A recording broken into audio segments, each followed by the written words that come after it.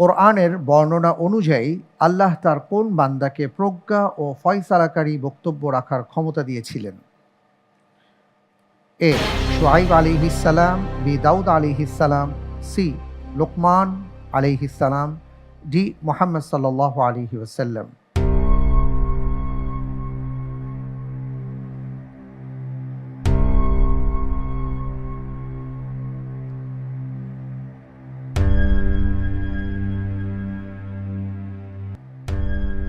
আলহামদুলিল্লাহ, আমি এই প্রশ্নের উত্তর হিসেবে বেছে নিচ্ছি অপশন বি, দাউদ আলাইহিসসালাম।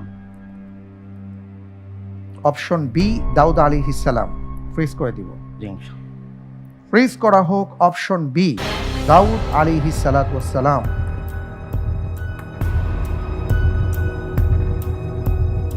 আপনি যে উত্তরটি দিয়েছেন যে আল্লাহ তাআলা দাউদ আলাইহিসসালামকে এই ক্ষমতা দিয়েছেন, আপনার উত্তরটি সঠিক উত্তর। আলহামদুলিল্লাহ।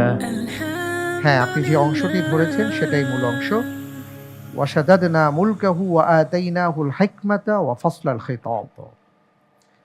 আমি তাঁর সাম্রাজ্যকে সুদৃঢ় করেছিলাম এবং তাঁকে দিয়েছিলাম প্রজ্ঞা ও ফয়সালাকারী বাগ্মিতা। মাশাআল্লাহ, মাশাআল্লাহ।